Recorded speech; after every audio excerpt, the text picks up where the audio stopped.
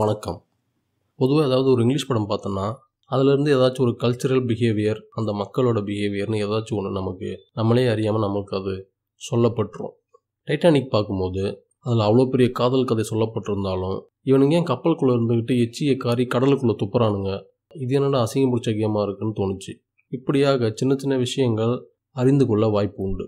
அப்படி நான் அதிகமாக ஆச்சரியப்பட்ட ஒரு விஷயம் என்னென்னா, இந்த யூரோப்பியன் கண்ட்ரீஸில் அல்லது அவங்க படங்களில் காட்சிப்படுத்தப்படுற பேரண்டிங் பிஹேவியர், அதாவது பெற்றோர்கள் குழந்தைகளை எப்படி வளர்க்குறாங்க, குழந்தைங்க முன்னாடி எந்த அளவுக்கு நடந்துக்கணும் அப்படிங்கிற ஒரு பவுண்ட்ரியை போட்டு வச்சு அதில் ரொம்ப கராராக இருக்காங்கங்கிறது எனக்கு புரிஞ்சுது.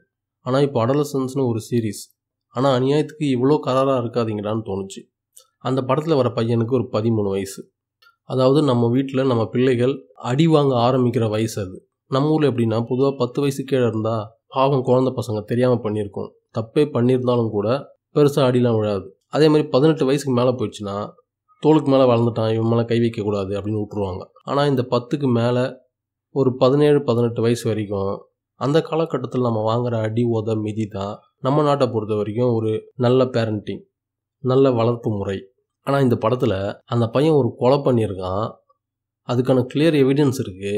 ஆனால் கிட்டத்தட்ட ஒரு 2 மணி நேரம் பார்த்துருக்கேன். 2 மணி நேரமாக அந்த போலீஸ்காரன் விசாரிக்கிற எல்லா பசங்களையுமே, நீங்கள் நல்லா இருக்கீங்களா, நீங்கள் ஓகேவா, உங்கள்கிட்ட நான் இந்த கேள்வியை கேட்கலாமா, are you ready to answer, உங்களுக்கு எந்த உளவியல் பிரச்சனையும் இல்லையே, உங்கள்கிட்ட நான் பேசலாமா, இப்படி நான் உங்கள்கிட்ட கேட்குறது உங்களுக்கு கம்ஃபர்டபுளாக இருக்கா, இப்படி அந்த 13-14 வயசு பசங்கக்கிட்ட கேட்குற எல்லா கேள்விகளுக்கு முன்னாடியுமே ஒரு பர்மிஷன், ஒரு தன்மையோட இதை நான் அணுகலாமா, உங்கள்கிட்ட கேட்கலாமா அப்படின்னு அவ்வளோ கேர்ஃபுல்லாக அந்த பசங்களை டீல் பண்ணுறாங்க.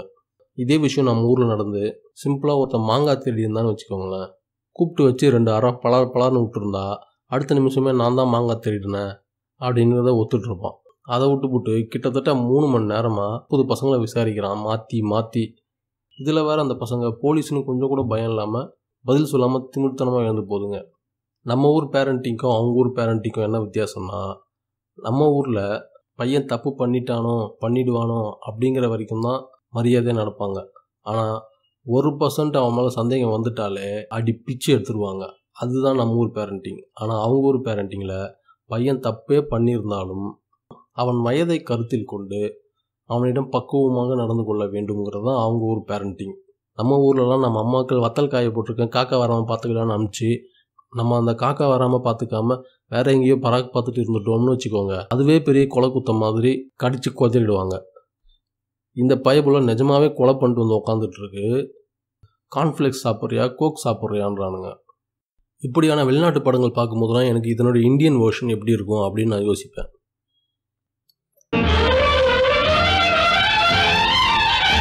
ஜாக் பையா, எதுக்கு கடலில் துப்புற, கப்பல் பே அந்தர் பே துப்பு, டிக்கெட் எடுத்துருக்கல, நான் டிக்கெட் இல்லாமல் உள்ளே துப்பிட்டு வரேன், நீ டிக்கெட் எடுத்துகிட்டு வெளியில் துப்புற.